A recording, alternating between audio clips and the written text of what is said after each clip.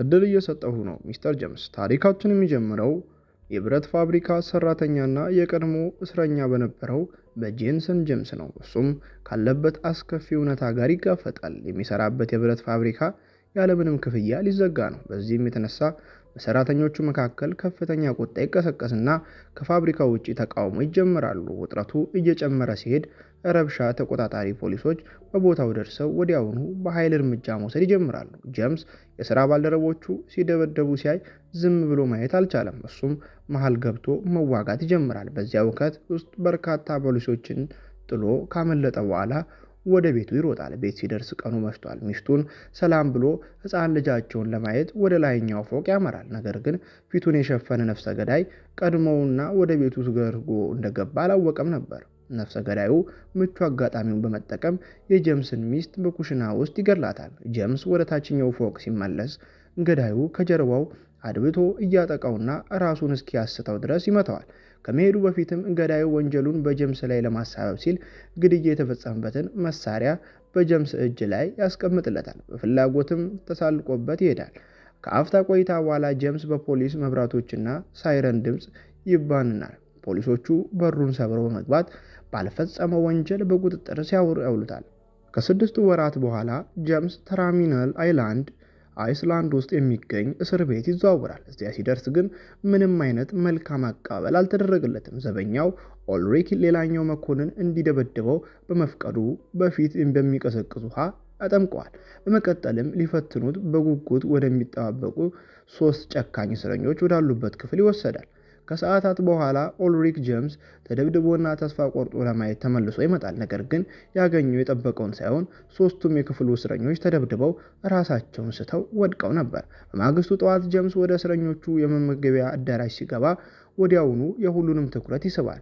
የእስረኞች አሰልጣኝ ኮች ጋነር እና ሊስትስ በዝምታ ያስተውሉታል። በአንድ ወቅት የነበረውንና በከባድ አደጋ የሥራ ዘመኑ ያበቃውን ዝነኛ አሽከርካሪ መሆኑን ያውቁታል። ፓቺንኮ እና ጓደኞቹ ወደ እሱ ሲጠጉ በቦታው የነበረው ውጥረት ይበልጥ ይለወጣል። በጄምስ ምግብ ላይ ተፍተውበት ሚስቱን የገደለና ሕፃናትን የሚያሰቃይ እያሉ ያፌዙበታል። ይህ ስድብ ጄምስን ክፉኛ ያበሳጨዋል። በከፍተኛ ቁጣ ፓቼንኮ ላይ ይበረታበታል። ነገር ግን ፊልሙ ይበልጥ ሳይከር በፊት ዘበኞቹ መሃል ገብተው ይገላግሏቸዋል። እሱንም እየጎተቱ ይወስዱታል። ጄምስ ወደ እስር ቤቱ የበላይ ጠባቂ ክሌር ሄንስ ቢሮ ይወሰዳል። እሷ ስለ ጄምስ ታሪክ፣ ክህሎት፣ ዝናና ከሁሉም በላይ ደግሞ ስለ መኪና የማሽከርከር ብቃቱ ሁሉንም ነገር ታውቃለች። እሷም አንድ ጥያቄ ታቀርብለታለች። ጄምስ ዴዝ ሬስ በሚባለው ዝነኛና አስፈሪ የሞት ውድድር ላይ የፍራንክንስታይን ሚና እንዲጫወት ትፈልጋለች። እውነተኛው ፍራንክንስታይን ባለፈው ውድድር ላይ ሕይወቱ አልፏል። ነገር ግን ህዝቡ ይህንን ገና አያውቅም። ፍራንክንስታይን የብዙሃን ተወዳጅ በመሆኑ ሄንሲ የእሱን ሞት በሚስጥር ለመያዝ ቆርጣለች። ውድድሩን ታዋቂነትና ገቢ ለማስቀጠል ይህ ተረት መቀጠል አለበት። ለጄምስም የሚስብ ስምምነት ታቀርብለታለች። አንድ ተጨማሪ ውድድር ካሸነፈ ነፃነቱን ያገኛል። ፍራንክንስታይን ቀደም ሲል 4 ጊዜ ስላሸነፈ ጄምስ ነፃነቱን ለማረጋገጥ አንድ እድል ብቻ ነው የሚያስፈልገው። ነገር ግን ጄምስ ያቅማማል። አሽከርካሪዎች የሚሞቱበት ውድድር ላይ መሳተፍ ቀላል ውሳኔ አይደለም። ሆኖም ሄንሲ አልወዳደርም የሚል መልስ አትቀበልም። ሚስጥሯን እንዳያባክንባት በማስፈራራት ብቻውን ለ10 ቀናቶች ጨለማ ክፍል ውስጥ እንደምትዘጋው ትነግረዋለች። ሌላ አማራጭ የሌለው ጄምስ ጥያቄዋን ለመቀበል ይገደዳል። ወደ እስር ቤቱ የመኪና ጥገና ክፍል ተወስዶ እዚያ ከኮች እና ከካሚንኮች ጋር ይተዋወቃል። እነሱ የፍራንክንስታይን መኪና አምራች ቡድኖች ናቸው። ህጎቹን ያስረዱታል። እያንዳንዱ አሽከርካሪ ለራሱ ብቻ ነው የሚወዳደረው። ምንም አይነት ጥምረት የለም። ጄምስ ሄንሲ በሚስጥር አንድ ነገር እየሰራችበት ያለውን ትልቅና የተከለከለ ክፍል ያስተውላል። ኮች ጄምስን በጦር መሳሪያና በጋሻ ከተገነባውና በከፍተኛ ሁኔታ ከተሻሻለው መስቸንግ V8 ፋስትባክ መኪና ጋር ያስተዋውቋል። ሆኖም ግን ለማምለጥ የሚደረጉ ሙከራዎች ለመከላከል ሲባል ጥይቶች የሚጫኑት በውድድሩ ቀን ብቻ ነው። ኮች ከዚህ ደሴት ማምለጥ የማይቻል መሆናቸውን ግልጽ ይነግሯል። ብቸኛው መውጫ በሄሊኮፕተሮችና በፖሊስ መኪናዎች በጥብቅ የሚጠበቅ ጠባብ ድልድይ በመሆኑ ማንም ሰው በህይወት ሊወጣ አይችልም። ቆይቶ በእስር ቤቱ ግቢ ውስጥ ኮች የውድድሩን ባለ 3 ደረጃ መዋቅር ያብራራለታል። በደረጃ 1 እና 2 ላይ ተወዳዳሪዎች ማስወገድ ቁልፍ ነገር ነው። አሽከርካሪዎች ተቀናጆቻቸውን ማጥፋት አለባቸው። በመጨረሻው ደረጃ ላይ ደግሞ ፍጥነት በጣም ወሳኝ ነው። መጀመሪያ መስመሩን ያለፈ ያሸንፋል። እያንዳንዱ አሽከርካሪ ረዳት ናቪጌተር ይመደብለታል። አብዛኛውን ጊዜ ከሴቶች እስር ቤት የመጡ ሴቶች ናቸው። ብቸኛው ልዩነት ጆ የተባለው አሽከርካሪ ሲሆን እሱ ረዳቶቹን በፍጥነት ስለሚቀያየር ተመልካቾችን እንኳን ሳይቀይር ምቾት ይነሳል።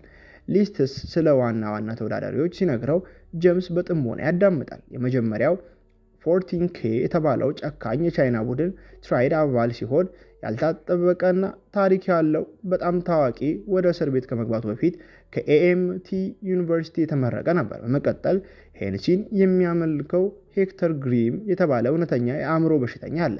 የአሪያን ወንድማማቾች ብራዘርሁድ መሪ የሆነው ስሎቮ ፓቼንኮ ደግሞ በውድድሩ ሜዳው ሆነ ከሜዳው ውጪ በጭካኔ ታዋቂ ነው። በመጨረሻም ትራቪስ ኮልት የተባለ የቀድሞ የናስካር አሽከርካሪ አለ። እሱም ስሙ በመበላሸቱ ራሱን እንደገና ለማረጋገጥ የሚቋምጥ ነው። ንግግራቸውን የሚቋርጠው ጆ እና ግብረ አበሮቹ ጄምስን ሲጋፈጡ ነው። ውድድሩ በጆ እና በፍራንክስታይን መካከል ብቻ መሆኑን በግልጽ እየነገሩ ይሳለቁበታል። በዚያን ጊዜ እስረኞቹን ከስራ ቦታ የሚመልስ የእስር ቤት መኪና ይመጣል። ጄምስ አንድ እንግዳ ነገር ያስተውላል። እስረኞች የጂፒኤስ መከታተያ የእጅ አንባር አድርገዋል። በዚሁ ቅጽበት አንድ አስደንጋጭ እውነታ ይገለጥለታል። ሚስቱን የገደለው ሰው በትክክል ተመሳሳይ አንባር አድርጎ ነበር። ስለዚህ ጉዳይ ለማሰብ ጊዜ ሳያገኝ የውድድሩ መጀመሪያ ደረጃ ይጀመራል። ጄምስ የፍራንክስታይንን ልብስ፣ ማስክና ቀለበት በማድረግ ሙሉ በሙሉ ወደ እሱ ተቀይሯል። የእሱ መመለስ ወዲያውኑ የተመልካቾችን ትኩረት ይስባል። የጠፋትን ቲቪ ተመልካቾችም ይመልሳል። ከውድድሩ በፊት ኮች ከሌሎች አሽከርካሪዎች አጠገብ ሲሆን ዝም እንዲል ያስጠነቅቋል። ምክንያቱም የፍራንክስታይን ምስጢራዊነት በእሱ ላይ የተመሰረተ ነው። ሆኖም መኪና ውስጥ ከገባ በኋላ የመኪናው መስኮቶች የውጭውን ሰው የሚያንጸባርቁ በመሆናቸው ማስኩን ማውለቅ ይችላል። ኬዝ የተባለችው ረዳቱ ቀድማውኑ እውነቱን ታውቃለች። የተዘጋጁ ሳለ ጄምስ ስለ ታሪኳ ይጠይቃታል። እሷም የራሷን ባል የሆነውን ፖሊስ እንደገደለች ትነግረዋለች። እሱ ያሰቃያት ስለነበር ሌላ አማራጭ አልነበራትም። ተጨማሪ ነገር ሳይነጋገሩ የውድድሩ የመጀመሪያው ሰዓት መቆጠር ይጀምራል። የመጀመሪያው ዙር ከሚመጣው አደጋ አንጻር ሲታይ የተረጋጋ ነው። መሳሪያዎች እስከ ሁለተኛው ዙር ድረስ አይሰሩም። ነገር ግን አሽከርካሪዎች እርስ በርሳቸው ከመንገድ ለማስወጣት የሚችሉትን ሁሉ ያደርጋሉ። በኬዝ መመሪያ እርዳታ ጄምስ ከፊት ካለው ጆ ጋር እኩል ይጓዛል። እሷ አቋራጭ መንገድ ስታይ ወደዚያ ያመራዋል።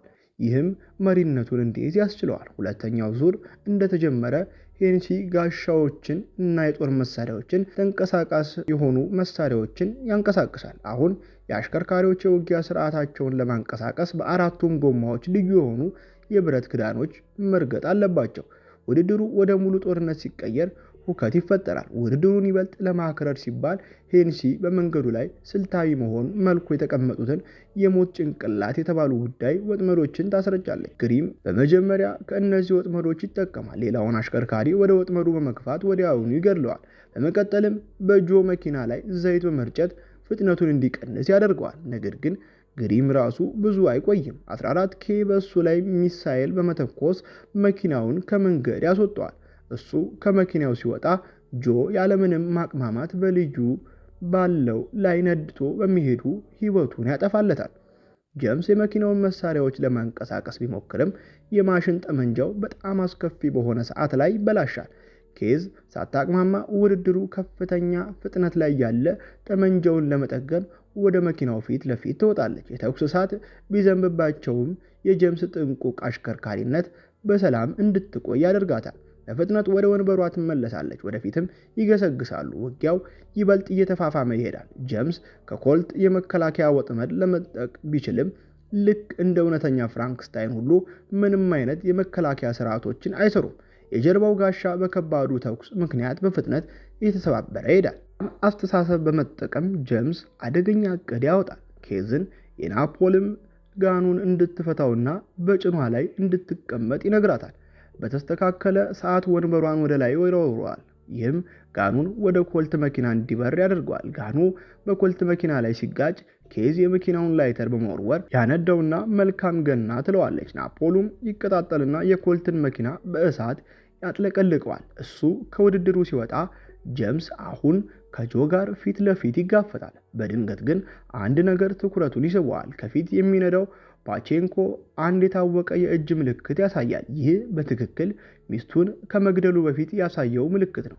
ጄምስ በድንጋጤ ይፈዛል፣ ትኩረቱም ይበተናል። ጆ ይህንን አጋጣሚ በመጠቀም የጄምስን መኪና ይገጨዋል። ይህም ወደ መጨረሻው ደረጃ እንዲወርድ ያደርገዋል። ፓቼንኮ ደግሞ አንደኛ ይሆናል። በውድድሩ ማብቂያ ላይ 3 አሽከርካሪዎች ሲሞቱ 6ቱ ብቻ ይተርፋሉ። ወደ ጋራጅ ሲመለሱ ኮች እና ቡድኑ መኪናውን ይመረምራሉ። የሚገርመው ግን በስርዓቱ ላይ ምንም አይነት ችግር አልነበረም። ሁሉም ነገር መስራት ነበረበት። ጄምስ አሁን ተበሳጭቶ እና ተጠራጥሮ ነገሮችን ማያያዝ ይጀምራል። ሄንሲን በመጋፈጥ ሁሉንም ነገር እሷ እንዳዘጋጀችው ይከሳታል። የሚስቱን ግድያ፣ የውድድሩን ማጭበርበርና ፓቼንኮን በመጠቀም እሱን በፍራንክስታይን ቦታ እንድትተካው ማድረጓን ይነግራታል። ሄንሲ ምንም ነገር አታምንም። ይልቁንም ይበልጥ በሚያመው ቦታ ላይ ትመተዋለች። በአሁኑ ጊዜ በማሳደጊያ ቤት የምትገኘውን የልጁን ፎቶግራፍ ታሳየዋለች። እንደገና ሊያየት ከፈለገ ውድድሩን ከመቀጠል ውጪ ሌላ አማራጭ የለውም። ጄምስ ወጥመድ ውስጥ እንደገባ አውቆ ወደ ግቢው ተመልሶ ከኮች ጋር ይነጋገራል። ጄምስ ኮች ለምን የእስረኛ ቁጥር እንዳልበዛ እና እንዳልለበሰ ይጠይቋል። ኮች በሕግ ደረጃ እሱ እስረኛ ለመሆኑን ያብራራል።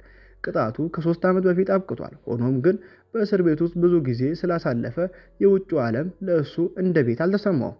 ከመውጣት ይልቅ በእስር ቤት ለመቆየት መርጧል። እዚያም ውድድሮችና የተለመደው የዕለት ተዕለት ሕይወት ዓላማ እንዳለው እንደሚሰማ ያደርጉለታል። በተጨማሪም ጄምስ ሚስቱን እንደገደለ አያምንም። ቆይቶ በዚያው ምሽት መኪናውን እየጠገነ ሳለ ጄምስ ፓቼንኮ ሲያልፍ አይቶ ወደ ቡድኑ ክፍል ሊከተለው ይወስናል። ወደ ውስጥ እንደገባ ግን አድብተው ይጠብቁት ነበር። ፓቼንኮ የጄምስን ቅልጥም ለመስበር አስቦ ትልቅ የብረት መሳሪያ ከመያዙ በፊት በርካታ ከባድ ድብደባዎችን ያደርስበታል። ምንም እንኳን የሄንሲ ጥበቃ ቢኖርባትም እሷ አታቅማማም። ሊመታው ሲል ግን ለሲስት በድንገት መሃል ገብቶ ፓቼንኮን በስክሪፕቶ ከጀርባው ይወጓል። ይህንን አጋጣሚ በመጠቀም ጄምስ ከምድር ላይ የብረት ዘንግ አንስቶ ከፓቼንኮ ሰዎች በአንዱ ላይ ይወረውረዋል። ቀሪዎቹን ጠላቶች ካሸነፈ በኋላ ሙሉ ትኩረቱን ወደ ፓቼንኮ ያዞራል። በቁጣ ተሞልቶ በቅርብ ባሉ ሳጥኖችና መሳሪያዎች ላይ እየገጨው ከባድ ምቾት ያሰርፍበታል። የሚምሽበትም ቦታ ያጣው ፓቼንኮ በመጨረሻ እውነቱን ይናገራል። ሄንሲ በጄምስ ሚስት ላይ የግድያ ትዕዛዝን ሰጥታለች። ኦልሪክ ደግሞ እሱን ወደ ቤቱ ያመጣው ሰው ነው። ጄምስ ጨርሶ ሊገለው ሲል ኦልሪክ እና ሌላ ዘበኛ ገብተው ጠቡን ያቆማሉ። ጄምስንም ይዘውት ይሄዳሉ። በማግስቱ የውድድሩ ሁለተኛ ደረጃ ከመጀመሩ በፊት ፓቼንኮ በሚስቱ ግድያ ምሽት ያሳየውን ተመሳሳይ የእጅ ምልክት በመድገም እንደገና በጄምስ ላይ ያፌዝበታል። በዚህ ጊዜ ግን ጄምስ ምንም አይነት ምላሽ አይሰጥም። ይልቁንም ውድድሩ እንደተጀመረ ሆን ብሎ ፍጥነቱን ይቀንስና ወደ አንድ መተላለፊያ ዋሻ ውስጥ ይገባል። ይህንን ሽፋን በመጠቀም ከኬዝ ጋር ይጋፈጣል። ጄምስ ጊዜ አያጠፋም። ኬዝን እውነተኛውን ፍራንክስታይን እንደገደለችው ይከሳታል። በሁለት ተከታታይ ውድድሮች የመኪናው መሳሪያዎች አለመስራታቸው በአጋጣሚ እንዳልሆነ ያውቃል። ኬዝ ስታቅማማ ጄምስ መልስ አይጠብቅም። የወንበር መተኮሻ ቁልፉን ይዞ እውነቱን ካልተናገረች ወደ ውጪ እንደሚያወጣት ያስጠነቅቃታል። ሌላ አማራጭ ያጣችው ኬዝ እውነቱን ትናገራለች። በሄንሲ ትዕዛዝ የፍራንክስታይን የኋላ መሳሪያዎች እንዳበላሸች ትናገራለች። በምላሹ ነፃነት ተስፋ ሰጥታት እንደነበርም ትናገራለች። ነገር ግን ዓላማው ፍራንክን መግደል ሳይሆን እንዲሸነፍ ማድረግ ብቻ ነበር። ይህም ሄንሲ የእሱን ዝና መጠቀሟን እንድትቀጥል ያስችላታል። ፍራንክ መሳሪያ ሳይኖረው ለማሸነፍ ያደረገው ከፍተኛ ጥረት ግን ወደ አስከፊ አደጋ ቀይሮታል። ጄምስ አሁን የሚፈለገውን ማረጋገጫ ሁሉ አግኝቷል። ሌላ ቃል ሳይናገር ፍጥነቱን ጨምሮ ወደ ውድድሩ መስመር ይመለሳል። ጆን ችላ በማለት ትኩረቱን በሙሉ ፓቼንኮ ላይ ያደርጋል። ደግሞም እርስ በርሳቸው የተጋጩ እርስ በርስ ከመንገድ ለማስወጣት ይሞክራሉ። ነገር ግን አንዳቸውም አልተሳካላቸውም። ጄምስ በመቀጠል ያልተለመደ እርምጃ ይወስዳል። ከመከላከያ ስርዓቱ ይልቅ የመሳሪያውን የብረት ክዳን ያንቀሳቅሷል። የመኪናው ጠመንጃዎች ከፊት ለፊት የተገጠሙ በመሆናቸው ሁሉም ሰው ግራ ይጋባል። ከአፍታ ቆይታ በኋላ ጄምስ መላውን ተመልካች ያስደነግጣል። መኪናውን ወደ ኋላ በማዞር ወደ ኋላ ማሽከርከር ይጀምራል። በተስተካከለ የተኩስ መስመር ፓቼንኮ መኪና ላይ የጥይት ናዳ ያዘንብበታል። መኪናውን በጭንቅ አብሮ እየተያዘ እያለ ጉዳቱ በፍጥነት ይጨምራል። ጄምስ ስልቱን ይለውጣል። የጭስ መከላከያ በመልቀቅ ፓቼንኮን ያዘዋውረዋል። የሚታይበትን መንገድም ያጣው ፓቼንኮ በቀጥታ ከካሪንግተን ግድግዳ ጋር ይጋጫል። ጄምስ መኪናውን ያለምንም ማቅማማት ይወርዳል። ወደ ፓቼንኮ በመሄድ በአንድ ፈጣን እንቅስቃሴ የአንገቱን አጥንት በመስመር የሚስቱን ደም ይመልሳል። ይህ በእንዲህ እንዳለ ጆ ለመጨረሻው ፍልሚያ በመዘጋጀት ውድድሩ መሃል ላይ ረዳቱን ይቀይራል። ውድድሩ ይበልጥ እየተፋፋመ ሲሄድ ሄንሲ ለሳምንታት ስታዘጋጀው የነበረውን ምስጢራዊ መሳሪያ ይፋ ታደርጋለች። ይህም ድሬድናት ተብሎ የሚጠራው ትልቅና በከፍተኛ ሁኔታ የታጠቀ የታንከር መኪና ነው። ይህ አስፈሪ መኪና ወደ ድሩ መስመር ይገባል።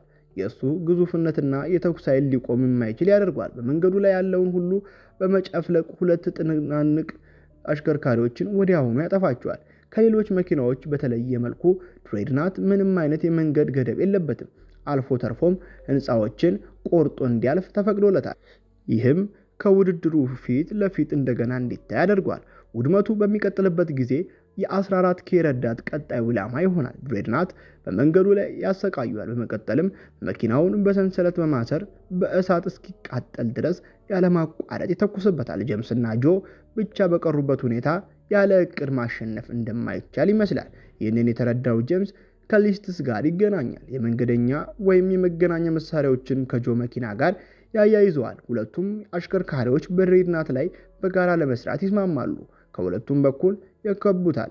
ጄምስና ጆ የእሱን ጥቃቶች በጥበብ ያመልጣሉ። የወጥመዱ ክዳኑን በማየት እንቅስቃሴዎችን በትክክል ያስተካክላሉ። እያንዳንዳቸው በሁለት ጎማዎች በመርገጥ ከድሬድናት በታች ያለውን ወጥመድ ያንቀሳቅሱታል። ግዙፉ መኪና ላይ በላዩ ላይ ተኩሰው በከፍተኛ ሁኔታ ይገለብጣሉ።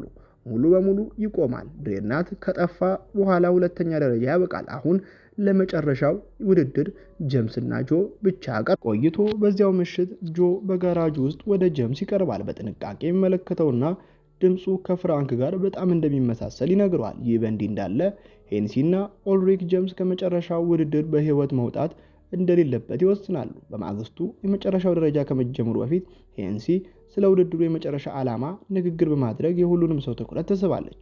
ኦልሪክ በሚስጥር ከጄምስ መኪና በታች ቦምብ ያጠምዳል። አንድ ሰው በአምስተኛው ድል ነፃነቱን ሊቀዳጅ እንደሚችል ስትገልጽ ጄምስ አንድ አስደንጋጭ ነገር ይረዳል። ማንም ሰው 5 ውድድሮችን እንዲያሸንፍ አልተፈቀደለትም።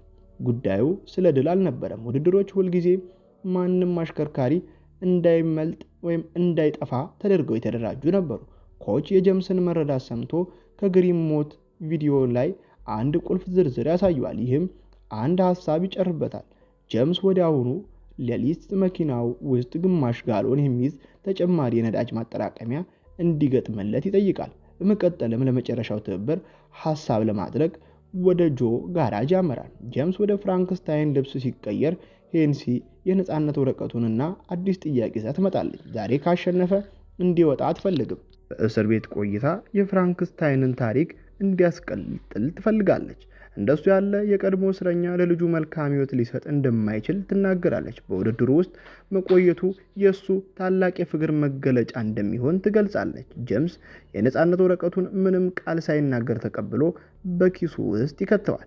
ለውድድሩ ሲዘጋጅ ኬዝ ሄንሲ ከእሷ ጋርም እንደተነጋገረች ትገልጻለች። ጄምስ ሊያሸንፍ ከተቃረበ እንድታቆመው ታዛታለች። ጄምስ ግን አይጨነቅም። እሱ ሌላ እቅድ አለው። ውድድሩ ይጀመራል። ኦልሪክ የብረት ክዳኖችን በመቆጣጠር ጆ በላያቸው ላይ ሲነዳ ብቻ እንዲሰሩ ያደርጋቸዋል። በመቀጠልም ተኩስ ይከፈታል። ይህም የጄምስን የጀርባ ጋሻ ክፉኛ ስለሚጎዳው እንዲቀጥለው ይገደዳል። ነገር ግን ጆ የፍራንክስታይንን የቀድሞ ውድድሮች ስላጠና ጥቃቶቹን እንዴት እንደሚያስወግድ በትክክል ያውቃል። ውጊያው እየተፋፋመ ሲሄድ ሄንሲ ተመልካቾችን ለማቆየት በመጓጓት ለጄምስ የመከላከያ ክዳን ታንቀሳቀሳለች። ጆ ግን ወዲያውኑ በእሱ ላይ ሮኬት በመተኮስ ያጠፋዋል። ተጨማሪ ሮኬቶችን ቢተኮስም ጄምስ እያንዳንዱን በጥበብ ያስወግዳል። ይህም አንድ የተወሰነ ግድግዳ እንዲመቱ ያደርጋቸዋል። ይህም በአጋጣሚ የተደረገ አይደለም። ጄምስ እና ጆ ሁሉንም ነገር አቅደውታል። ሮኬቶቹ በግሪም አደጋ ወቅት የተጎዳውን የግድግዳውን ደካማ ክፍል ይመቱታል። እንቅፋቱ ያፈርሳል።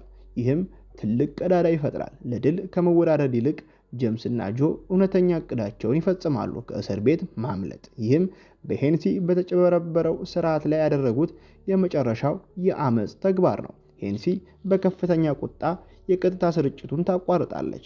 ኮምፒውተሮች አሁኑኑ አጥፏቸው በማለት ትጮኻለች። ያሉትን መኮንኖች በሙሉ እንዲያድኗቸው ታዛለች። ሄንሲ የጄምስ መኪና ይፈነዳል ብላ በማሰብ ማፈንዳቸውን ትጭናለች። ነገር ግን ምንም ነገር አይሳካላትም። እቅዷ ከሽፏል። ኮችና ቡድኑ ቀድሞ ቦምቡ አውጥተውት አክሽፈውት ነበር። ይሄ በእንዲህ እንዳለ ጄምስና ጆ ወደ ድልድዩ በከፍተኛ ፍጥነት ይጓዛሉ። ነገር ግን ፖሊሶች በፍጥነት እየተከታተሏቸው ነው። አሁን የማምለጫቸው ቀጣዩ ምዕራፍ ደርሷል። ጄምስ ተጨማሪውን ግማሽ ጋሎን የነዳጅ ማጠራቀሚያ በመልቀቅ በፖሊስ መኪናዎች ላይ እንዲወድቅ ያደርጓል። ተጽዕኖ ከፍተኛ ፍንዳታ ይፈጥራል። ይህም ተጨማሪ መኮንኖች እንዳይከተሏቸው የሚያግድ የእሳት መከላከያ ይፈጥራል። ምንም አይነት እንቅፋት ሳይኖርባቸው የድልድዩን በሮች ሰብረው ያልፋሉ። ሲሻገሩም የሄሊኮፕተሮችን ትኩረት ለመበተን በማሰብ ወደ ተለያዩ መንገዶች ይለያያሉ።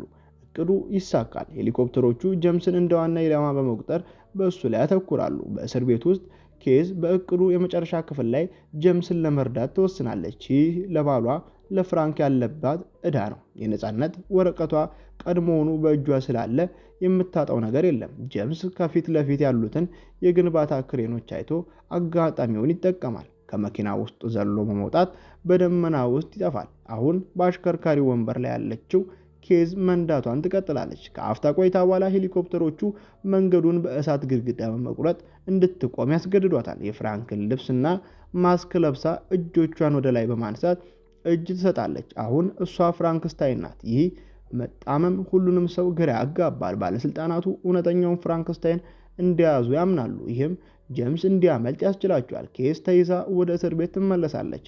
ማታለሉም ይጠናቀቃል። ይህም እንዲህ እንዳለ ጄምስ ከጆ ጋር ይገናኛል። በአንድ ላይም ባቡር ውስጥ ገብተው ይሰወራሉ።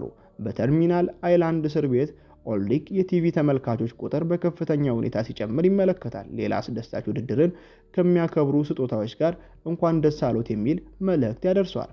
በውስጡ ያለውን ነገር ሳያውቅ አንድ ጥቅል በቸልተኝነት ይከፍታል። በውስጡ ያገኘው ከጄምስ መኪና ስር ያጠመደውን ቦምብ ነበር። እርምጃ ከመውሰዱ በፊት ቦምቡ ይፈነዳል። እሱም ሆነ ሄንሲን በከባድ ፍንዳታ ይገድላቸዋል። ከ6 ወራት በኋላ ጄምስ እና ጆ በሳንታ ሮዛሊያ ሜክሲኮ አዲስ ሕይወት መስርተዋል። በአንድ ላይ ከዴዝሬስ ሁከት ርቀው እንደ ሜካኒክ የሚሰሩበትን ትንሽ የመኪና ጥገና ክፍል ከፍተዋል። ጄምስ የልጁን የማሳደግ መብት እንደገና አግኝቷል። በመጨረሻም ሁል ጊዜ የሚፈልገውን ሕይወት ሰጥቷታል። ሁሉም ነገር ወደ ቦታው ተስተካክሏል። ብዙም ሳይቆይ ኬዝ በይፋ ነፃ ሆና ትመጣለች። የነፃነት ወረቀቷ በመጨረሻ ተስተካክሎላት ወደ ጥገና ክፍሉ ስትገባ ፈገግ ትላለች። እነሱ እንደሚመረቱት አዲስ የውድድር መኪና ይዛ መጥታለች። አዲስ ጀማሪ፣ አዲስ ጅማሮ፣ አዲስ መንገድ ከፊታቸው ይጠብቃቸዋል። ታሪካችን እዚህ ጋር ያበቃል።